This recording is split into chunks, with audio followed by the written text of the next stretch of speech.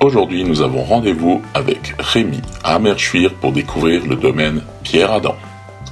Le domaine Pierre Adam a vu le jour sous l'impulsion de Simone et Pierre Adam en 1959 et ne comptait qu'1,5 hectare de vignes. Aujourd'hui, le domaine familial a bien évolué puisqu'il compte quasiment 17 hectares de vignes, dont les grands crus Schlossberg et Käferkopf. Débutons cette découverte avec Rémi et le Riesling Schlossberg 2017. Alors on va commencer par un Riesling Schlossberg de 2017 qui fut une année assez chaude, assez marquée. Donc des vins qui ont une couleur plus importante dans les années chaudes. Schlossberg étant quand même un vin assez racé, sec, typé, qui évolue un petit peu plus vite que les Käferkopf. Donc le Schlossberg fait partie des grands Riesling en Alsace. Alors j'aime pas toujours dire grand Riesling parce que du grand vin maintenant on en fait partout. On fait surtout des vins différents, chaque vigneron a sa spécificité, son terroir, sa note. C'est comme les grands cuisiniers, hein. Qu'est-ce que c'est qu'un grand vigneron? Ben, ça n'existe pas. C'est grand, moi je suis grand mais par ma taille. Après un grand vin c'est quoi? Ben, c'est un vin qui, je pense, qui est fait suivant le vigneron et celui qui l'aime ou qui l'aime moins. Donc j'ai horreur de dire que c'est des grands vins ou ceux qui se disent très grands vignerons. Ça je trouve qu'on ne peut pas dire que le meilleur vin du monde il est fait à Amersfoort ou en Bourgogne. Ce sont des vins différents. On est tous issus de la même famille et je pense qu'il faut travailler ensemble et essayer de faire quelque chose de bien et de bon, et au quotidien c'est ce qu'on essaye de faire. Les vins sont pluriels quoi. Voilà, c'est ça, voilà. Et restons humbles et faut savoir les faire apprécier à sa juste valeur, et heureusement que chacun fait des vins différents. Alors on va déguster ça.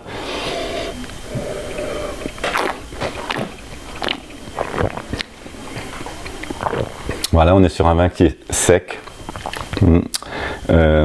avec du gras, avec des arômes encore qui sont entre le côté fruit, litchi, plutôt le côté agrumes et la minéralité qui vient.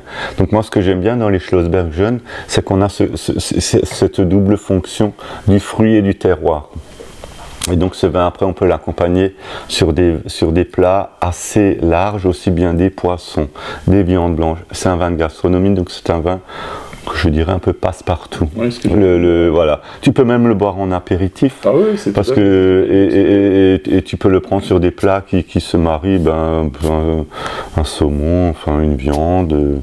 Et je trouve maintenant les vins, et les gens boivent les vins un peu en dehors des repas. Oui. Le vin est devenu un produit comme, alors je vais être péjoratif, comme de la bière. On peut boire du vin sans manger, vin plaisir, voilà. Hein. Et il n'y a pas besoin d'accompagner forcément un repas avec.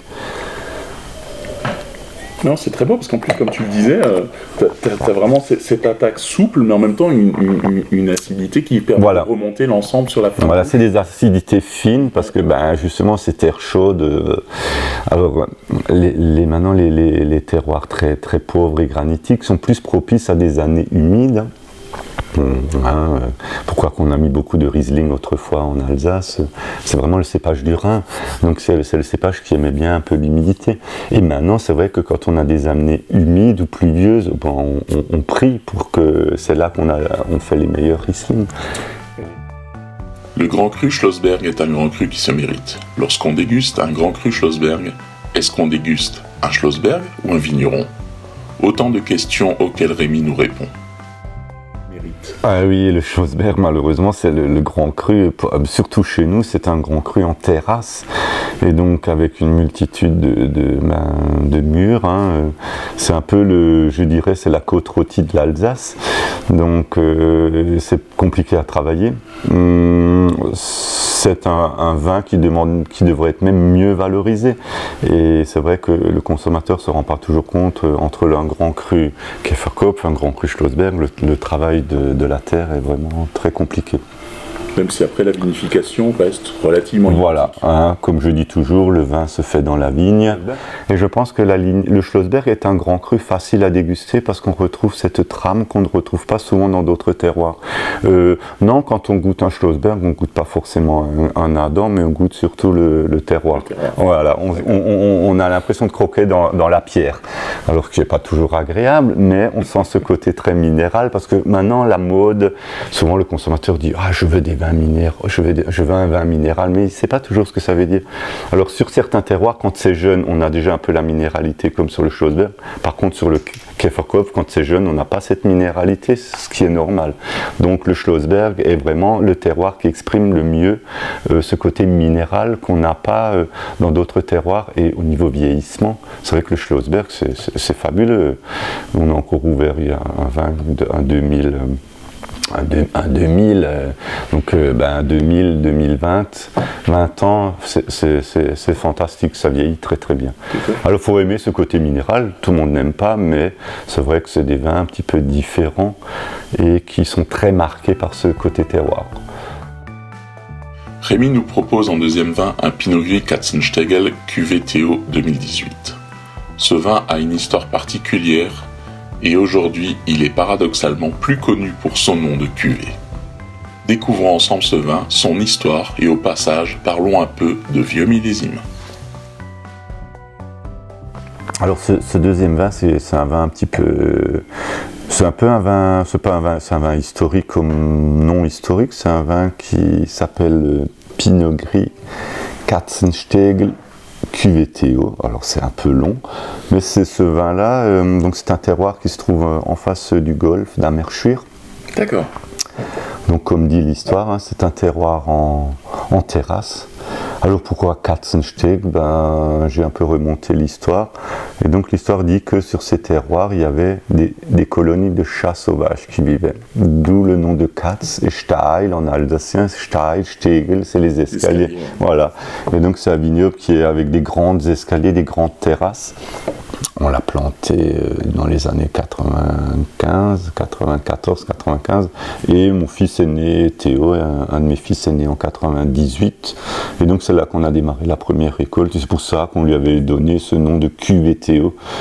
Parce que c'est vrai que ces noms Katzenstegel, Sommerberg et Käferkopf et Schlossberg, pour le commun du mortel, c'était pas toujours évident. Et du coup, maintenant, il est surtout connu sous cette cuvée Théo, hein, qui est toujours référencé dans pas mal de guides, et qui est un vin qui a du caractère, qui a du fruit. Tu verras quand tu dégustes qu'il y a du fruit, alors qu'il y a une touche un petit peu ronde, mais c'est des vins très riches. C'est des raisins qui mûrissent un peu assez tard. Alors on est sur des arômes assez typés, fumés, hein, parce qu'on ne retrouve pas toujours dans un Pinot Gris. Donc aussi on a toujours ce côté fumé, floral, la finesse, l'acidité, un peu de rondeur, mais une trame acide qui se relève. Qui ira toujours avec les classiques, le foie gras, mais pourquoi pas un fromage un peu persillé, une terrine, un saumon fumé. Tu bois ça en dehors. Bon, c'est un vin qui est assez complexe, assez riche. Voilà, ouais, très complexe. Et il faut qu'il évolue encore un peu. Voilà, là on est sur un vin assez jeune, hein, on est sur un 2018, donc ce sont des vins jeunes, des vins qui demandent un petit peu à s'ouvrir. Et je pense qu'en Alsace aussi on fait un peu une erreur, on vend des vins un peu trop jeunes. Moi je suis persuadé qu'un vin bien vinifié, bien travaillé, quand il a 2-3 ans, c'est là qu'il s'exprime au mieux. Mais c'est pour ça qu'on dit oui, il y a trop de vin en Alsace. Moi je dis pas qu'il y a trop de vin en Alsace. Le vin d'Alsace, laissons-le vieillir de 2-3 ans. Alors c'est vrai, ça coûte cher, ça prend de la place, mais bon, pourquoi pas. Moi c'est ce que je commence à faire, et régulièrement on ouvre des vieilles bouteilles, on se dit mais qu'est-ce qu'on a fait devant ce vin si jeune, alors que là il est prêt à boire. Il faudrait essayer de les garder, comme on fait un peu avec les créments, de les vendre un petit peu plus tard. Ouais. Le domaine Pierre Adam a souvent été précurseur, avec la vente à la bouteille, les premiers salons, etc. Aujourd'hui, le cheval de bataille du domaine, c'est l'œnotourisme au pluriel. Mais revenons au début, là où tout a débuté. C'est en 1972, avec la crise pétrolière, que les parents de Rémi ont débuté la vente à la bouteille en dehors de l'Alsace. Ma maman a pris la voiture, elle a traversé le col du Bonhomme et dans les Vosges, elle est venue avec des bouteilles, mais les gens ils s'arrachaient le vin dans les années 72-75.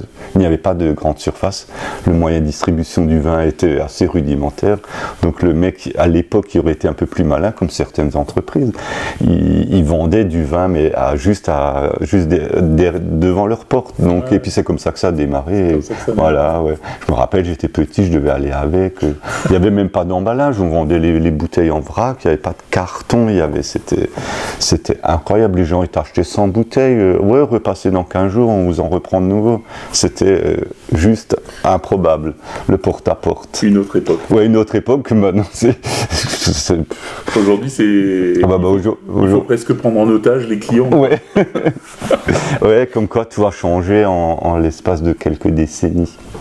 Mais bon, c'est comme ça qu'on a démarré. Et alors, nous, on est plus porté œnotourisme. On a toujours été assez précurseurs, enfin, je pense, dans le côté œnotouristique. Hein. Donc, oui, on fait plein de choses. Au début, j'ai démarré les salons, j'avais 22 ans. On me disait... Des collègues à moi disaient, mais toi tu vas faire le vannier sur les salons, tu vas faire des foires, tu vas faire, me dit, mais toi tu te prosternes devant les gens. Ben, je dis non, j'essaye de vendre mon vin. Et maintenant, et donc c'est la norme. Mais c'est la norme, et c'est vrai qu'on avait pris un temps d'avance. Et à l'époque, c'est vrai que, mais ils se rendaient pas compte, ça générait quand même du chiffre et de l'argent, et c'était bien vendu. Et maintenant, c'est vrai que maintenant c'est la norme. Tout le monde. Et tu proposes aussi, dans le cadre de ton exploitation, des activités. Voilà, ouais, on fait beaucoup par l'intermédiaire de notre site qui est très développé. On fait des cours d'œnologie, on fait même on a une licence, donc on reçoit les gens, leur faire manger. Le thème vin, fromage, tout ça, nous, ça fait 20 ans qu'on fait ça. Et donc, on a plein d'idées là encore pour faire évoluer, parce que ce que beaucoup de vignerons ne comprennent pas, c'est super d'aller vendre le vin loin, mais on a une richesse. On est, je pense, la région. On est envié par tous les vignerons. On a tellement de monde qui viennent en Alsace, mais accueillez-les et profitez de... Donc je dis toujours, l'argent il vient chez vous, sur place. C'est pas la peine de partir loin, prenez-les. Il faut juste savoir l'accueillir. Oui, il faut juste savoir l'accueillir et bien l'accueillir. Et simplement, mais bien. Et de toute façon, maintenant, les nouvelles générations sont prêtes à payer des prestations. Que avant, c'est vrai, il y a 20 ans, tu disais à un gars, mais je vais te faire payer pour déguster du vin, l'autre il te regardait de travers, alors que là, maintenant, c'est rentré dans la norme. Mais par contre, quand tu payes, tu vas avoir une prestation. On est tous pareils. Donc, nous ne pouvions finir cette découverte sans déguster le terroir emblématique d'Amerschwir. C'est donc avec un Gewürztraminer Grand Cru Käferkopf 2017 que nous finissons cette très belle découverte. Donc on va goûter un Gewürztraminer 2017. Pareil, là on est sur du terrain un petit peu plus structuré, plus lourd. Des terroirs qu'on va plutôt... où que 70% du Grand Cru est planté en Gewürz, 30% Riesling, et donc aussi où qu'on peut faire de l'assemblage. Un des seuls, enfin il n'y en a que 2 en Alsace, des grands crus, donc on peut faire de l'assemblage, donc qui est en général 70% de Gewürz, 30% de Riesling, mais bon, moi j'en en fais pas. Voilà. Donc ouais, Käferkopf, c'est une vieille histoire qui date avant la découverte des États-Unis, de l'Amérique. Et donc c'est un terroir qui a été reconnu déjà par nos ancêtres comme étant un terroir bien spécifique, bien particulier, qui fait des vins. La différence d'un Käferkopf, c'est surtout dans les années moindres, dans les petites années. C'est là que les vins du Käferkopf se relèvent et tirent toujours leur épingle du jeu. Alors là, donc, on va goûter un Gewürztraminer, donc qui est 2017, qui est encore un petit peu fermé. C'est un vin qui commence à s'exprimer, qui est sur le fruit, il a une légère petite note épicée qui est dans l'arrière-nez, donc ça c'est un vin Alors il est vrai que les Gewürz sont peut-être des vins, mais quand même le consommateur, oui. Là, typiquement, par rapport au Schlossberg d'avant, on n'a pas forcément le terroir qui s'exprime. Non, bah déjà, pour moi, dans un Gewürz, le terroir dans sa jeunesse, le vigneron qui me dit, moi je retrouve du terroir dans un vin très jeune, c'est assez compliqué. Après, quand on va goûter les Käferkopf de mes confrères, et là, on va retrouver une lignée du terroir. Mais à le goûter seul, c'est pas évident. Et c'est, je pense, c'est dans l'expression, c'est en vieillissant que le vin... Et comme tu disais, c'est jeune. Donc il faut qu'on le laisse un peu. Voilà, c'est ça. Et là, il est sur son fruit, il est sur son fruit frais. Et donc, c'est un vin. L'expression du terroir, c'est pas avec la jeunesse qu'on l'aura. C'est comme dans tout. Hein. Il faut le laisser un petit peu vieillir, il faut le laisser reposer, il faut qu'il s'exprime. Et puis, c'est là que dans 2-3 ans, on va commencer à sentir ce côté terroir du Käferkopf, qui est toujours dans la finesse. Käferkopf, c'est pas des vins qui sont paf, qui t'en mettent plein la figure au début. Mais par contre, c'est un vin qui est très digeste et qui se boit facilement. Parce que, voilà, il a du fruit, il a ce côté un peu épicé, un peu ce côté légèrement réglisse, avec une belle longueur. Donc, voilà, sur des vins, sur des plats épicés. Hein. Et puis même maintenant, moi j'ai déjà fait prendre des poissons, même très crémeux avec des Gewürz. Oui, voilà, les contrastes se marient très bien. Ouais. Pourquoi toujours faire des accords, enfin, oui. des accords d'accompagnement? Oui. Il faut aller sur à l'opposé de confrontation. Voilà, il faut que tu sentes le vin, il faut que tu sentes ton mets. Moi je dis prendre du Riesling avec la choucroute. Il faut pas qu'il y en ait un qui masque l'autre. Voilà, c'est ça. Ouais. Ben justement, c'est quand c'est un peu contradictoire, c'est là que tu sens bien la différence. Hein. Voilà. Pour cette belle découverte. Bah ouais, je te dis à plus et bah voilà, maintenant tu vois le soleil arrive et donc voilà. Tu vas pouvoir aller dans les vignes. Tailler. Ouais. Bah, nous, moi je suis un mec qui est toujours rapide, donc on a déjà fini de tailler. Là,